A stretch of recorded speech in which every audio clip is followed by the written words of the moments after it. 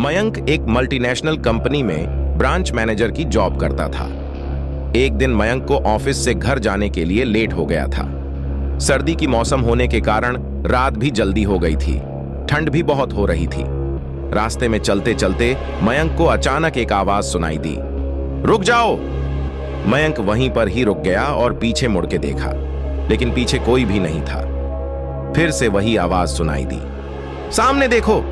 जैसे ही मयंक ने सामने देखा तो उसे जमीन पर कुछ चमकती हुई चीज दिखाई दी। मयंक दौड़ के उस चीज के पास गया और देखा तो यह कोई साधारण चीज नहीं थी, बल्कि एक चमकता हुआ हीरा था। उसने वह हीरा अपने हाथ में लिया। उसकी चमक देखकर मयंक की खुशी का ठिकाना नहीं था, लेकिन मयंक को कहां पता था कि यह कोई साधारण है या नहीं, बल्कि एक मायावी हीरा है। अचानक उस हीरे में से आवाज आई, अगर तुम्हें और हीरे चाहिए तो इस जमीन को खोदो। इस जमीन के नीचे बहुत सारे हीरे हैं। मयंक खुश हो गया। उसने उस हीरे को अपनी जेब में डाला और जमीन को खोदना शुरू किया। करीबन 2 फीट खोदने के बाद अचानक मयंक डर के मारे चिल्लाने लगा। इसके कारण उसका संतुलन खो गया और जमीन पर गिर पड़ा, क्योंकि उस गड्ढे में से हीरे मोती नहीं, बल्कि किसी इंसान का कटा हुआ सर मिला। अचानक वह सर हवा में उड़ने लगा और बोला, डरो मत, मैं तुम्हें कोई हानि नहीं पहुंचाऊंगा। मैं तुम्हें बहुत सारे हीरे जवाहरात भी दूंगा। बस मेरी बात ध्यान से सुनो। मैं जहां जाता हूं वहां मेरे पीछे आओ। फिर वह सिर हवा में उड़ा और जंगल की ओर बढ़ने लगा।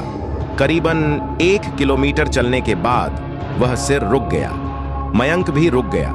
फिर उस सिर ने मयंक से कहा, इस जमीन के भीतर बहुत सारे हीरे मोती जवाहरात छुपे हुए हैं। इस जमीन को खोदना तुम शुरू करो। मयंक खुश हो गया और उस जमीन को खोदना शुरू कर दिया। खोदते खोदते उस जमीन के नीचे हीरा मोती तो नहीं मिले, बल्कि उस सिर का कटा हुआ धड़ मिला। उस सिर ने कहा, अब तुम्हें एक आखिरी काम करना है, उसके बाद मैं तुम्हें माला माल कर दूंगा। तुम्हें कहीं से भी 1 लोटा खून लाना होगा। मयंक ने बोला, 1 लोटा खून? पर मैं 1 लोटा खून कहां से लाऊंगा? उस सिर ने कहा, चलो मेरे साथ। वो डरावना चेहरा मयंक को साथ लेकर थोड़ी दूरी पे गया।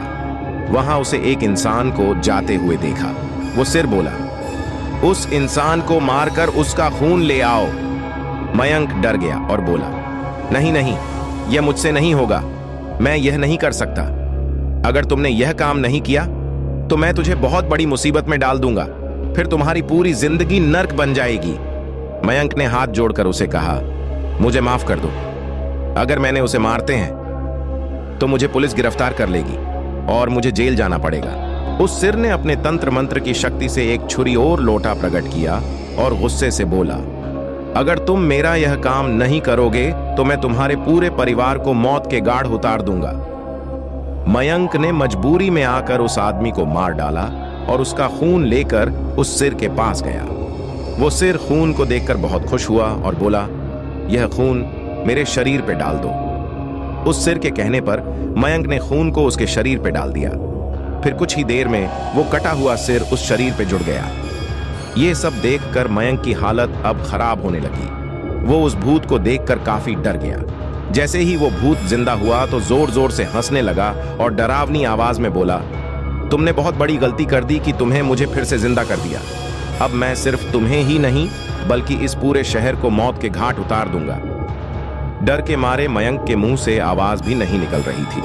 वो अपने जान बचाने के लिए वहां से दौड़ा, लेकिन उस भूत ने छलांग लगाकर मयंक को जमीन पे गिरा दिया और बोला, मुझे बहुत भूख लगी है, अब मैं तुम्हारा मांस खाऊंगा। जैसे ही उस भूत ने मांस खाने के लिए आगे बढ़ा कि तुरंत ही उसका सिर धड़ से अलग हो गया। मयंक समझ नहीं पाया कि आखिर यह चमत्कार हुआ कैसे। जब मयंक ने पीछे मुड़कर देखा तो एक अघोरी बाबा खड़े थे। उस अघोरी बाबा ने कहा, जब तुम उस आदमी को मारकर उसका खून ले जा रहे थे तभी मैंने देख लिया था और समझ गया कि कुछ तो बुरा होने वाला है।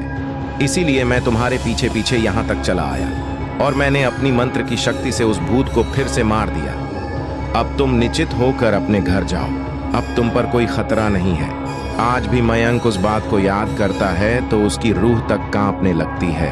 दोस्तों, आपको यह कहानी कैसी लगी प्लीज हमें कमेंट करके जरूर बताएं।